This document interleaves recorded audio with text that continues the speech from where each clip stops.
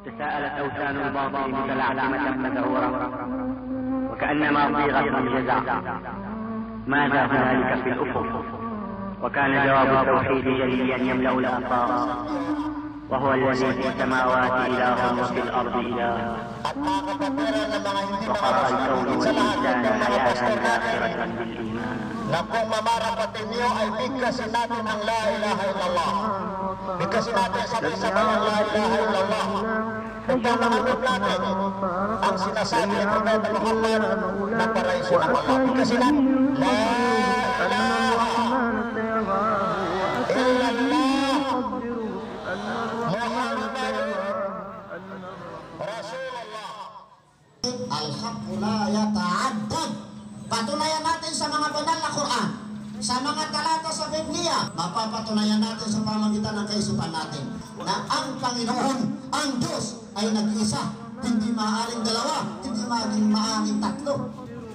Pakinggan niyo mga kapatid ang maikling mga kasaysayan na nangyari sa mga sinaunang panahon.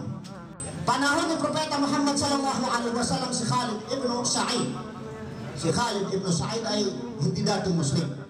Hindi siya dati Muslim. Siya ay hindi Muslim. Subalit paano siya yumakap sa Islam? Tingnan niyo mga kapatid itong kasaysayan ni Khalid ibn Walid radiyallahu anhu. Yumakap sa pananampalatayang Islam. Nagkasalubong sila sa isang araw kasama sa kay Propeta Muhammad sallallahu alaihi wasallam at nagtanong sa kay Propeta Muhammad sallallahu alaihi wasallam, "Ya Muhammad," doon sila banda sa Makkah, banda sa Ajad. Kung sino ang nakapunta sa Makkah, may lugar doon na tinatawag na Ajad. Doon sila nagkita. Nagtanong si Khalid ibn Sa'id sa kay Propeta Muhammad sallallahu alaihi wasallam, "Ya Muhammad, ila ma tad'u?" O Muhammad, ano ba ang inaanyaya mo sa amin? Ano ba ang itinuturo mo sa amin? Saan ba patungo? Sino bang Diyos na ipinapangaral mo sa amin? Alam niyo ang sagot ni Propeta Muhammad sallallahu alaihi wasallam at natauhan si Khalid ibn Sa'id. Sabi niya, "Ilallahi wahdahu la syarika lah wa anna Muhammadan abduhu wa rasuluh takhla'u ma anta alayhi min ibadati hajarin la yasma'u wa la yadurru wa la yanfa'u wa la yadri man abadahu mimman la ya'budu." Napakainam mga kapatid itong kasaysayan. Paano yumakap si Khalid ibn Sa'id sa pananampalatayang Islam at sumaksi at nagbigkas ng La ilaha illallah. Napakaikli ang sinabi sa kanya ni Propeta Muhammad sallallahu alaihi wasallam. "Ako ay nangangaral," sabi ni Propeta Muhammad sallallahu alaihi wasallam, "patungo sa nag-iisang Panginoon na ang Allah na walang pagtatambal sa kanya. Wa anna Muhammadan abduhu wa rasuluh." At saka si Muhammad ay kanyang alagad at kanyang alipin. "Takhla'u ma anta alayhi min ibadati hajarin." At ikaw, o Khalid, sabi ni Propeta Muhammad sallallahu alaihi wasallam, nararapat sa iyo na iwasan mo, itigil mo ang iyong pagsasamba ng ribulto o kaya ay bato, la yasma'u, na hindi nakaririnig, wala yadurru, at hindi nakadudulot ng kasamaan, wala yanfa'u, at hindi nakadudulot ng kabutihan, wala yadri man ya'buduhu mimman la ya'budu, at hindi niya batid kung sino ang nagsasamba sa kanya at sino. Inna ad-dina 'inda Allahil Islam. Ayon sa kay Abdullah ibn Abbas, ito ay makikita natin sa Sahih al-Bukhari. Ito rin ay makikita natin sa akhlaq ni Ibn Kathir na al-Bidayatu wa-Nihayah. Ang sinabi ni Ibn Abbas, "Ma baina Adam wa Nuh alayhi assalam 'asharatu qurun kulluhum 'ala al-Islam." Ma baina Adam wa Nuh alayhi assalam 'asharatu qurun kulluhum 'ala al-Islam. Napakalinaw. Sino bang nagsasabi ng Islam ay itinatag ni Propeta Muhammad sallallahu alaihi wasallam? O kaya ay dumating ang Islam sa panahon lamang ni Propeta Muhammad sallallahu alaihi wasallam? Patunayan niyo mga kapatid, sino bang nagsasabi na ang relihiyon ng Propeta ay bukod sa relihiyon ng Propeta Muhammad sallallahu alaihi wasallam, ang relihiyon ni Moses, ang relihiyon ni Jesus, ang relihiyon ni Adan. Si Noah, magkakaibang relihiyon. Ayon sa mga batas sa pananampalatayang Islam, ang Allah nag-isang Panginoong Diyos, hindi magbigay sa atin ng mga batas o kanyang pananampalataya na magkakaiba ang direksyon, magkakaibang kautusan, subalit tama sa Allah subhanahu wa ta'ala. Kung maniniwala tayo mga kapatid, na ibang relihiyon ni Jesus, ibang relihiyon ni Jesus, si Muhammad, so hindi pa lang problema natin sa ngayon. Kaya hindi magkakaisa ang mga tao, kaya hindi mabuo ang mga tao, samantala ang mga tao ay alagad, mga lipin, mga nilikha ng Allah subhanahu wa ta'ala. Kanan nasu ummatin wahida. Malino sa kanal na Quran, kanan nasu ummatan wahida. Isang nasyon ang mga tao, ang buong sangkatawan. Subalit kung gano'n ang paniniwala natin, so ibig sabihin, ito ang dahilan sapagkat iba ang katuruan ni Jesus, iba ang katuruan ni Propeta Muhammad sallallahu alaihi wasallam, iba ang katuruan ni Moises, iba ang katuruan ni Adan, iba ang katuruan ni Jesus, iba ang katuruan ni Noah. Subalit tingnan natin ang sinabi ni Ibn Abbas radhiyallahu anhu, kalugdan siya ng Allah subhanahu wa ta'ala. Ayon sa kanya, katulad ng sinabi natin, makikita natin sa Sahih al-Bukhari, makikita din natin mga kapatid sa Al-Bidayah wa Nihaya ni Ibn Kathir. Ayon sa kanya, ma bayna Adam wa Nuh alayhim assalam 10 qurun kulluhum ala al-Islam. Ang pagitan ni Adan, si Adam alayhi salam at saka si Noah alayhi salam, yung pagitan nila ay 10 siglo. Ayon sa kay Abdullah ibn Abbas, kulluhum ala al-Islam, lahat sila ay nananampalataya sa Bakit tayo nagiging Muslim? Napakasimple na sabihin na tayo ay mga Muslim. Napakasimple na ipagtanggol natin ang Islam. Napakaraming mga tao na mga Muslim, ipinagtatanggol nila ang Islam, ipinagtatanggol nila ang kanilang pagiging Muslim, hanggat sa nagpapakamatay sila dahil sa sila ay mga Muslim. Subalit, nakakalimutan nila na tanungin ang kanilang mga sarili kung sila ay bakit mga Muslim, kung bakit sila ay mga Muslim. Maraming mga makikita natin na mga kasagutan sa tanong na kung bakit tayo mga Muslim. Kung pagbatayan natin ang mula sa kapanahunan ni Propeta Muhammad sallallahu alaihi wasallam, ano man ang kanyang relihiyon, magiging Hudyo kaya ay Kristiyano, pag siya'y nagpasya na yumakap sa Islam, ano ang ipabibig ka sa kanya? Ano ang ipagagawa sa kanya? Walang iba kundi ipabigkas sa kanya ang tinatawag na kalimatus syahadatain, al-kalimatut tayyibah, la ilaha illallah Muhammadur Rasulullah. Yun lamang ang ipabigkas sa kanya. Sa panahon ni Propeta Muhammad sallallahu alaihi wasallam, isa sa mga hadith ni Mu'adh ibn Jabal, kalugdan siya ng Allah subhanahu wa ta'ala radiyallahu anhu. Si Mu'adh, inatasan ni Propeta Muhammad sallallahu alaihi wasallam, ginawang mensahero sa isang lugar sa Yemen, sa Yaman. Ano ang sinabi sa kanya ni Propeta Muhammad sallallahu alaihi wasallam? Ya Mu'adh, hu Mu'adh, innaka taqdimu ahla kitab, fa awwal ma tad'uhum an yaqulu la ilaha illallah, wa fi riwayah fa awwal ma tad'uhum an yashhadu an la ilaha illallah. Katotohanan sabi ni Propeta Muhammad sallallahu alaihi wasallam sa kay Mu'adh, innaka taqdimu ahla kitab, katotohanan na ikaw ay darating sa mga angkan ng kasulatan, mga angkan ng kasulatan. Innaka taqdimu ahla kitab, katotohanan na ikaw ay darating sa mga angkan ng kasulatan. Fa awwalu ma tad'uhum ilayhi an yaqulu la ilaha illallah. So ang pinakauna na ipangaral mo sa kanila ay upang upang bigkasin nila ang la ilaha illallah. Katulad ng binigkas natin, la ilaha illallah. Sa ibang kwento ng mga kasamahan ni Propeta o kaya'y nagkukwento ng mga pantas sa Islam, sa mga hadis ni Propeta Muhammad sallallahu alaihi wasallam, fa awwalu ma tad'uuhum an yashhadu an la ilaha illallah, upang saksihan nila na walang ibang Diyos, walang nararapat na sambahin maliban lamang sa Allah. Ang kapitbahay na hindi Muslim ay may karapatan.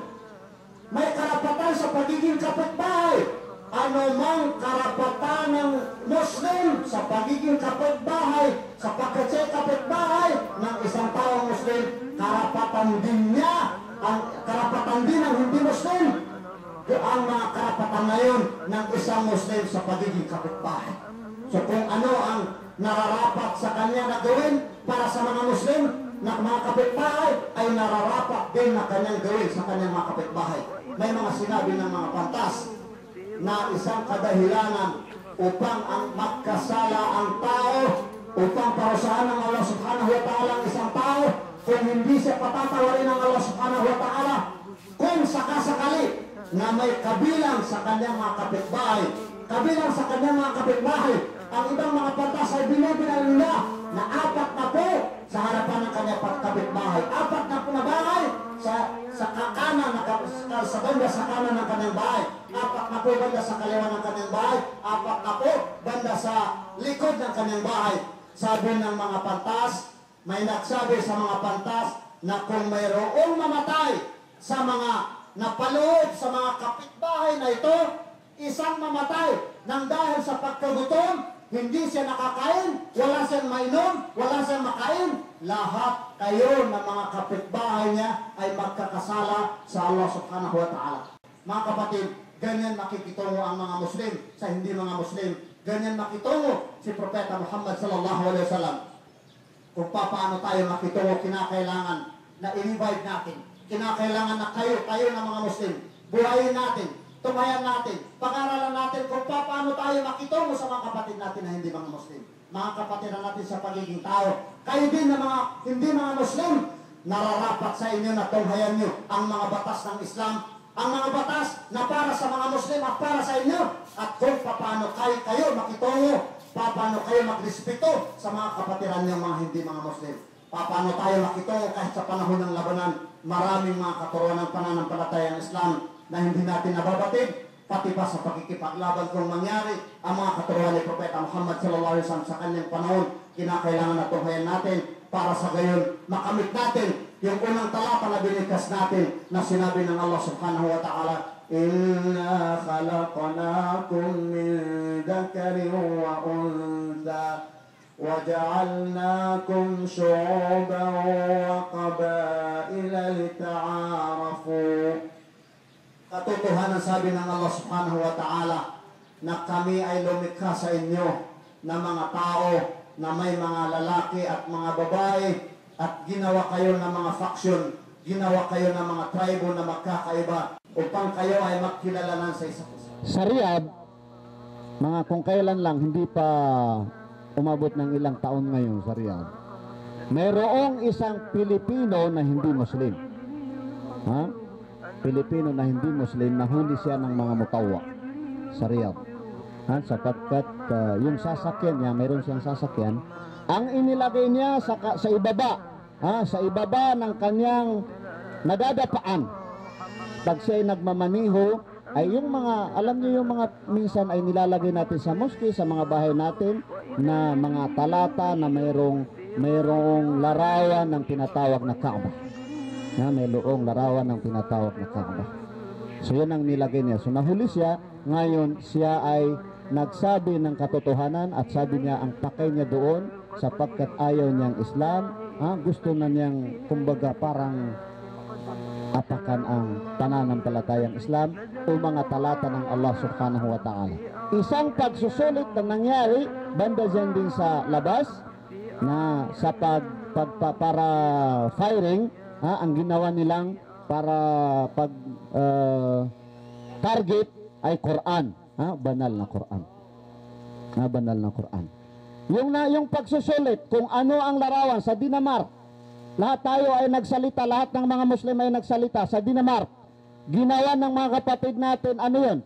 Pagsusulit ng mga taga Dinamarca kung sino, kung ano ang larawan ni Propeta Muhammad sallallahu alaihi wasallam. Ang panalo, yung larawan ni Propeta Muhammad, ginawa na larawan ni Propeta Muhammad na mayroon siyang imama. Anong tawag natin sa imama? Mayroon siyang imama na nasa loob niya ay bomba. So ibig sabihin, ang gusto nila sabihin ay si Propeta Muhammad ay nagdadala ng bomba. Wa in aqabtum fa'aqibu bimithli ma 'uqibtum bih wa la in sabartum lahu khairul lis-sabirin. Sabi ng Allah, ibinunyag, ibinabasa kay Propeta Muhammad sallallahu alaihi wasallam, wa in aqabtum fa'aqibu bimithli ma uqibtum bihi wa la in sabartum lahu khairul lisabirin. Kung kayo ay magparusa katulad ng ginawang parusa sa inyo, wala in sabartum, so hindi niyo kayo gawin ang tulad ng ginawa nila sa inyo, lahu khairul lisabirin, pinakamainam ang mga taong matiisin. Tingnan yung pagtitiis. Tingnan mga kapatid, lamos lata, hindi ka pwedeng gumanti at gawin ang katulad ng ginawa sa inyo. Katulad ng mga nakikita natin, huwag tayong gumawa ng mga katulad ng ginawa nila. Yung mga larawan, huwag tayong gumawa.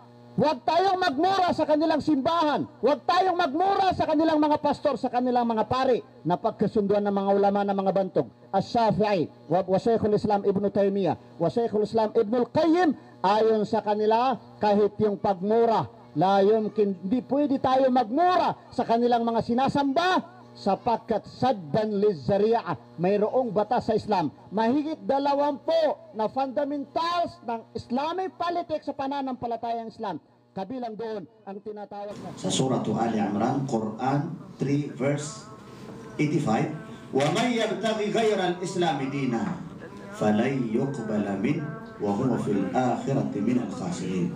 Sino man, sabi ng Allah, yabtaghi ghayra al-islam, na tumanggap o kaya'y maghangad ng relihiyon maliban sa Islam, falan yuqbala min, katiyakan, katotohanan na hindi tatanggapin sa kanya, wa huwa sa kanya ng Allah, wa huwa fil akhirati minal khasirin, pagdating ng araw ng paghukom ay makabilang sa mga nangalugi. Subalit, mayroon kayong nakita, mayroon kayong nakita na Al-Furqanul Haq? Hindi pa, wala pa kayong nakita? Marami na yan, kumalat na yan. Kumalat na yan sa buong mundo. Subalit, saan siya ginawa? Saan siya inilimba? Sino ang gumawa? Doon banda sa Amerika, katulad ni sinabi ni Ustaz. Binago nila. Ito mismong talata ng Allah, wa may yabtaghi ghayra al-islam dina falan yuqbala min wa huwa fil akhirati minal khasirin. Binago nila. Kanina isang tuldok lang, ito'y 3 litra ang inalis nila. Wa may yabtaghi al-islam dina falan yuqbala min wa huwa fil akhirati minal khasirin. Sa halip na wa may yabtaghi ghayra, inalis nila yung ghayn, ya, ra. Ang naging kahulugan, wa may yabtaghi al-islam. Doon sa Al-Furqan al-Haq, mababasa niyo, baka maya-maya ay mandin lang tayo, maligo tayo sa Quran na yan. Hindi yung totoo na katulad ng Quran sa panahon ni Propeta Muhammad sallallahu alaihi wasallam, o kaya ay yung Quran na binunyag sa kay Propeta Muhammad sallallahu alaihi wasallam. Ang naging kahulugan, wa may yabtaghi al-islam. Sino man na tao na tatanggap ng relihiyon Islam, inalis yung relihiyon na liban, inalis yung maliban sa Islam. Sino mang tao na tatanggap ng relihiyong Islam, falan yuqbala min, katotohanan, katiyakan na hindi tatanggapin sa kanya ng Panginoon, ng Allah, wa huwa fil akhirati minal khasirin, pagkatapos kabilang buhay ay magiging kabilang. Ang mga sinabi nila na kung si Jesus ay darating, ganun ang ating daluhan. Ang mga sinabi nila na para magpapabuti, para kayo'y Jesus ang mundo, ay nagsalito sa pagkakatiwanan natin mga kapatid na Muslim. Ang mga tao na naligo sa landas, hindi siya kayo sa pag-relihiyon, hindi siya sarili, kundi sang-ayon sa sinaunang relihiyon, relihiyon din ng mga propeta, at sang-ayon din sa batas na binigyan sa mga propeta at ibinigay sa kay Propeta Muhammad sallallahu alaihi wasallam. Papagaling ni Jesus ang tinatawag na justice, kapayapaan ang kanilang mga Muslim. Ang kapayapaan na gawin kapayapaan na pinagalain ni Muhammad sallallahu alaihi wasallam. Kapayapaan na yang pinag-kapayapaan na pinangarap na pinangarap na nasa mga propeta bago sa Propeta Muhammad sallallahu alaihi wasallam. Pagkailan ni Jesus ang tinatawag na justice, katarungan mga kapatid ng Muslim. Sapagkat lahat ng mga propeta, bago si Propeta Muhammad sallallahu alaihi wasallam, at darating si propeta mo si Jesus at si Muhammad, ay sang-ayon sa tinatawag na katarungan mga kapatid ng Muslim. Para mapahira ang tinatawag na katarungan mga kapatid ng Muslim. Tajdidu syara, baguhin ang pananampalataya.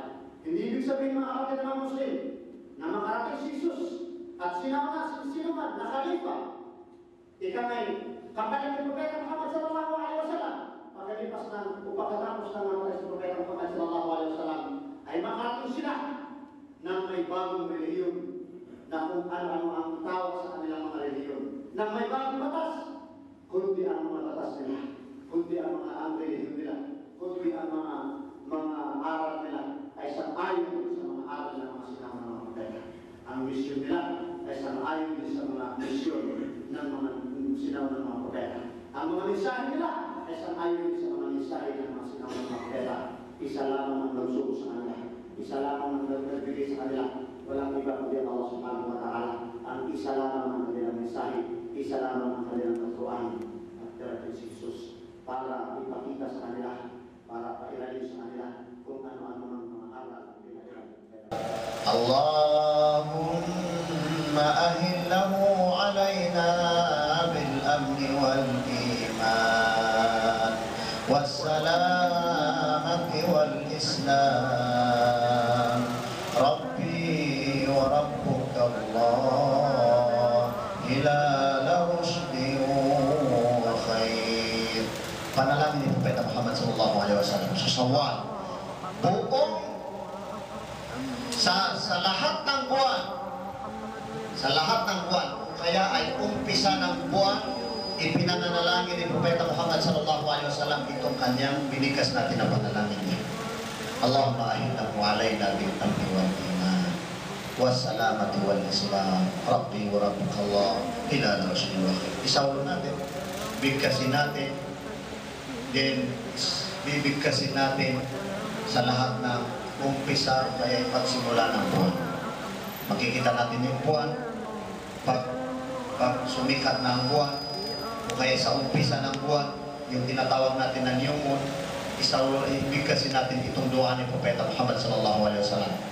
Itong dua ni Propeta Muhammad sallallahu alaihi wasallam na kanyang binibigkas kada buwan, Allahumma ahillahu alayna, hu Allah, panalangin, hu Allah, ahillahu alayna, gawin mo para sa amin ang buwan na yan. Yun ang ibig sabihin niya. Hu Allah, gawin mo para sa amin ang buwan na yan.